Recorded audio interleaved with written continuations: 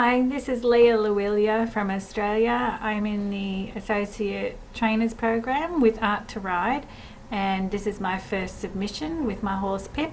She's an 11-year-old riding pony thoroughbred cross, and I've been working with her doing the classical foundation training for about 3 years. Today this session is all about getting her working over her back. And what I mean by that is getting the horse to, getting her to lift her back and get her hind legs underneath her, and getting her using her core, engaging right across the top line. So basically the horse is working together, its front and back end. You can tell a horse is working over its back. It begins to look like a ball just rolling over the ground. You can see that it's just an easier way for it to move and a better way for it to move. You can also see in the trot that the diagonal pairs move together. You can see that it doesn't look like two people running. If you see a horse that's being ridden hollow in the trot, it sort of looks like there's two people running on each end. Whereas when a horse is working over its back, it just looks right. The horse looks relaxed, and it just looks like it's propelling itself along. Rather than pulling itself with its shoulder, it's pushing itself from the hindquarters. So all this training is about getting there, and the work in hand which I'm doing here is just getting her warmed up and into the stretch as quickly as possible. So mainly my lessons with Pip usually last about half hour. I do a few minutes of work in hand both ways and then do some lunging. Normally I would ride, but at the moment I'm without a saddle, so I'm just building her muscle on the ground. So with work in hand, you need to walk along beside the horse, imitating the contact you would have when riding, and keeping that outside rein. So you want the horse to sort of stand up in the outside rein, and to keep that a feeling of the weight in the rein is important. You don't want to ever pull back, because I want the horse to move forward, obviously. So it's just the weight of the rein. You'll get a feel of their mouth. It's a way to communicate, and you can refine that as you go along. So with the whip, I'm just giving her a tap right where my leg would be as I would ride, asking her to move over and move forward more actively. She's beginning to stretch a little bit down here.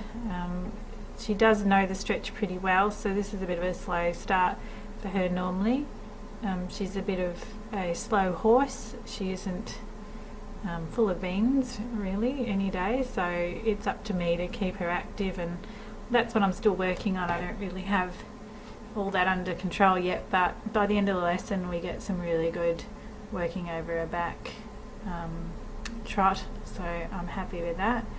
But this is still a little bit slow, but she's starting to stretch down. You can see once she stretches down that her steps get bigger and looser and open up more, just that bit. So what I'm looking for is the biggest stride. I don't want her to rush and just run around, but I do want a big step. A big step that steps into the middle of her body underneath herself with her hind, and eventually that begins to push off the ground, and that's where the motor is really in the horse, at the rear end. You can tell when a horse is pulling along with the shoulder. It does develop a big under neck muscle.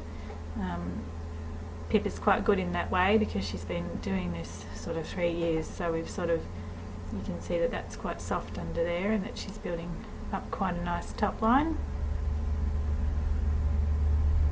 So she tends to slow down in the stretch and the work in hand,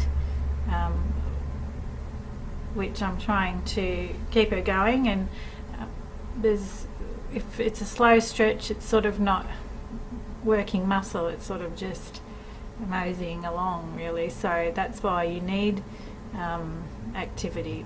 It has to be a rhythmic and a gymnastic movement to work a muscle. So just slowly creeping along isn't going to do much. At the beginning I didn't mind so much when she was learning what I wanted, but now I really have to ask more firmly for more out of her, because she's at a different level. Each horse is at a different level, so you know that how much to ask is important, that you always do want to push that little bit, but and reward them of course when they do. So I can't give her too many treats in between things here, which is a good idea with horses in working in the arena, so they get something out of it, but because otherwise she just tends to be way too focused on that and starts annoying me about it. So I give her some carrots at the end of the lesson, and she's happy with that. So you can see she did a little bit of a leg yield there. I tend to try leg yields with her going into the outside track, because that's where she tends to gravitate to, and to the fence, like all horses, so that makes it easier. I do find it a bit easier working out in the paddock with work in hand. It tends to be a little bit constrictive sometimes in the arena, as in the sand can be a little bit deep and I can walk faster myself on grass, and there's no fence for her to gravitate to, so I feel a little bit like I have more space to work in, I suppose. But I alternate between paddock and arena, and they both have their good points. So she's still a little bit slow here, but patience is the key, and the more you do it, the better it becomes. I'm happy just to get a few good steps or whatever it might be, a little bit of progress each session, and you're getting further and further to your goal that way, so I think that's a good thing. And I think this is where I stop, and no, it's not nearly finished, but I'm doing a few more circles in the work in hand. You can see there she gives Storm, the horse over the fence, a little bit of a scowl every time we go over there, so she doesn't want to go too close to him. Here I am trying to get her to yield over a little bit. She tends to slow down in the yield too, which tells me she's not as strong as she needs to be in her back. So it's really all about building that strength in that muscle up in her back so she can hold it up. Obviously if there's no muscle there, they can't use it, so that's why we're building muscle. And with the classical foundation training, it's about developing it step by step, and it's easy because it is simple steps, once you learn how to do it, it's just doing it basically, and the horse enjoys the stretch. It doesn't resist once you've taught it that's what you want it to do, so it becomes easy. You're not fighting with your horse, and the riding just becomes so much more enjoyable and a completely different feeling. So it's the best thing you can do for your horse and yourself. It keeps the horse safe as well, so it gives them balance, and therefore they don't trip as much, or if they do, they're balanced enough to correct themselves. So it's safety for you while you're riding, and it's relaxing for the horse to stretch down, and that in turn creates a better way for their muscles to build, because you're not going to build the right muscle in tension. When their bodies are tense, blood flow doesn't go through, and stretching and working over their back is an all-round healthy way for the horse to live and move. and especially when we're asking it to carry weight, which it normally doesn't do out in the paddock. So you know, we need to make adjustments and train our horses to do that in the best way possible, the healthiest way possible for them. Taking all that pressure off their little legs is what working over the back does. So, you know, you're saving their leg from having all that weight, you know, on top of it. And when you're moving faster, obviously it's more weight, and it can be quite strenuous on the horse. So you're saving your horse, you know, of going lame, and a lot of vet bills in the process. So this training is really, really important to keep your horse sound, and just so it lives a happier, longer life. And that's really all we want, is our horses to be happy and willing partners, and they are with this work, and so why would you do anything else? Hopefully lots more people come on board with it, because it's just so enjoyable to train your horse this way as well. For me, I found it really relaxing as well for myself, because it was a slower way. You weren't getting on and, you know, cantering around and trying to bend your horse in corners and so forth, do figure eights and whatever.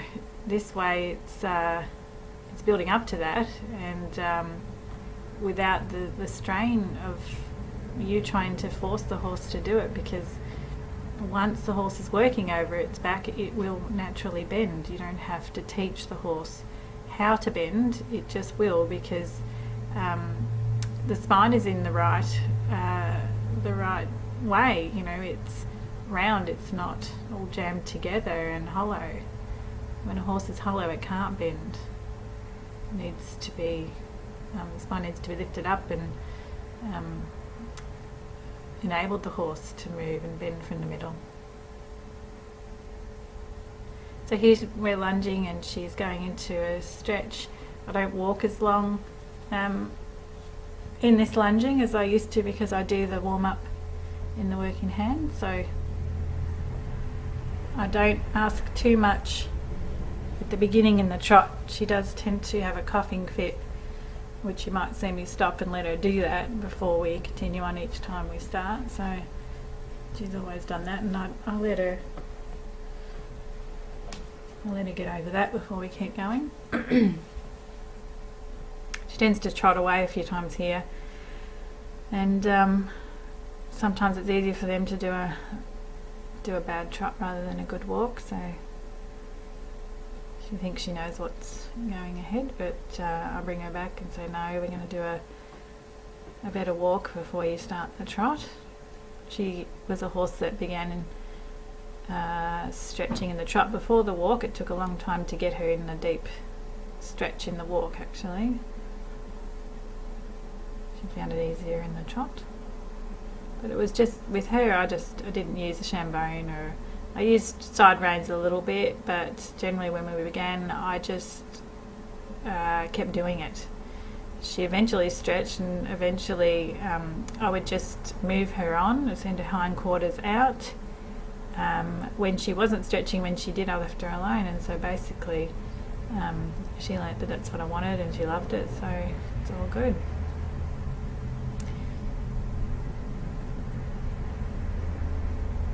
So I'm just not allowing her to trot off here, I just want her to stretch.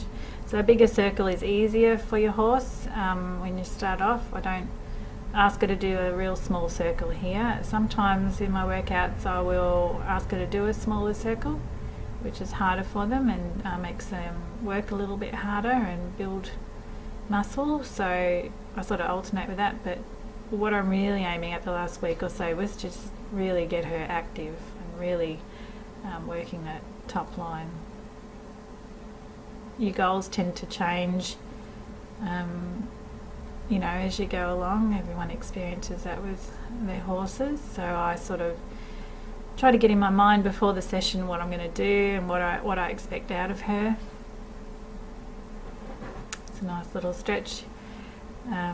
I want in the stretch for her nose to extend out, not curl back. So that's what I'm looking for. And that's quite nice for a beginning.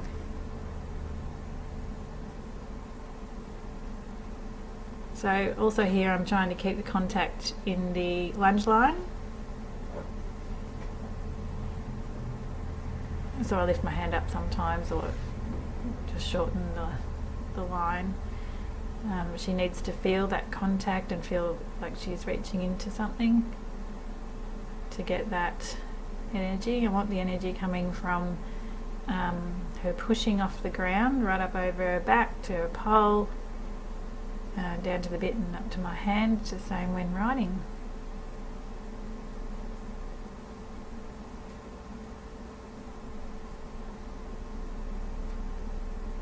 So it's really with the classical foundation training,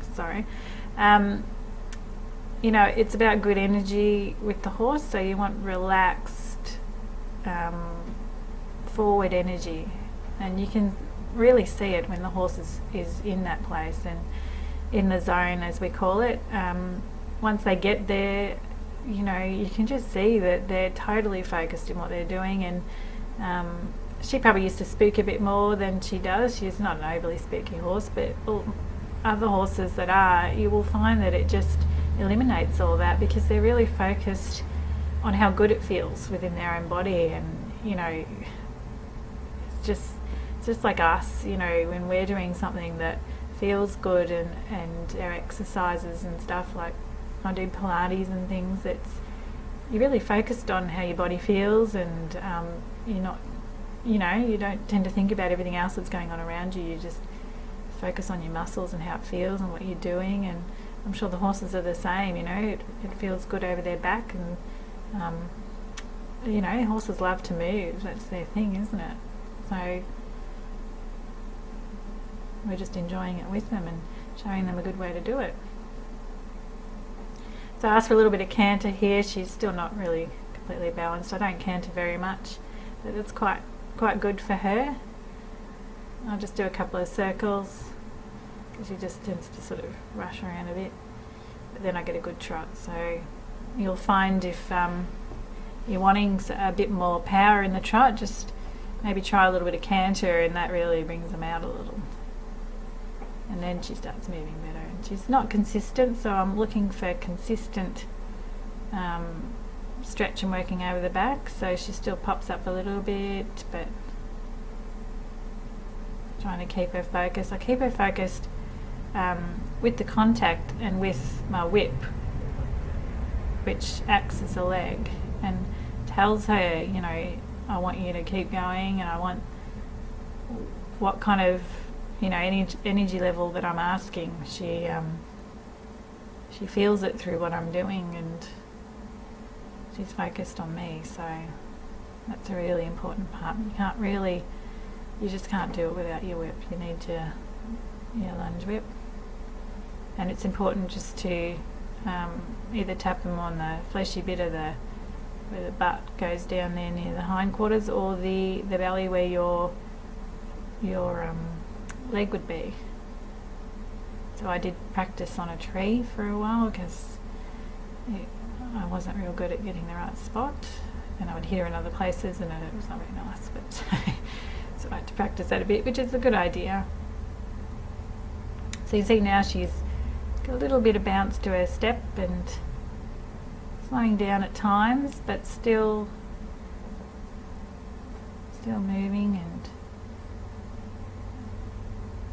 you can see there where I asked her to walk, she just pulls up, and she hasn't really developed her transitions well yet, but that's not something you need to focus on until it just comes it will just come better basically as she gets stronger. So it's not something I'm worried about, and you leave that till that's the thing with this training, it kind of works out all the problems for you as long as you stick to the step-by-step simple process, and all those extras and the things that we all have tried to do before, just just come together at the end, you know.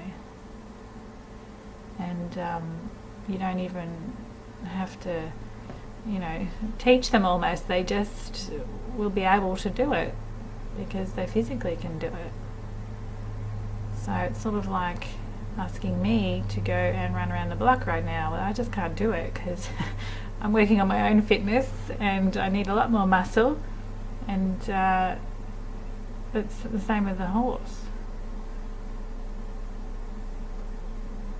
They only get grumpy and sore if they're ridden hollow, so, and they definitely don't want to do what you're asking them.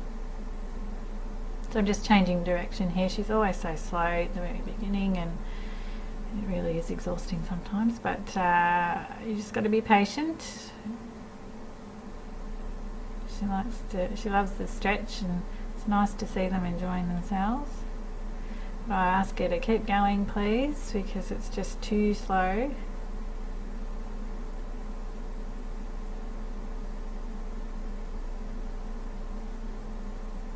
And she's quite desensitized to the whip, so as you can see, she just, I don't care if you smack me on the bottom, I'm not going any faster. But you know, I just got to keep my energy levels up too, and make sure. Sometimes I get too relaxed and tired, I think, and it sort of transcends to the horse a little bit, but we're working on this. We're both working on our fitness. And so I ask her to trot. I think I get a better trot in this direction, actually. Horses always have one better way than the other.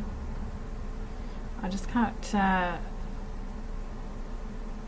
I can't sort of see her bad side as much as I used to now. It's sort of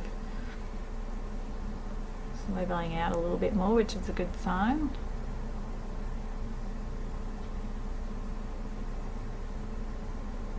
Still see how her hind legs are a little bit sticky in the sand,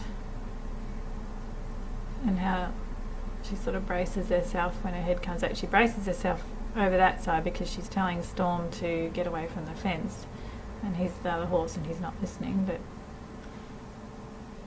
I'm just, when I'm lunging, I'm constantly watching her hindquarters to look for that circling of the hock, the point of the hock, and to see that little bit of push and bounce off the ground, to see sort of a loose movement, a free movement, and that sort of ball rolling over the ground. I'm looking for that rhythm, the consistency,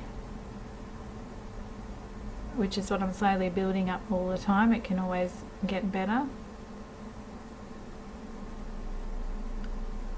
She's moving a lot more freer than she used to. So I ask for canter.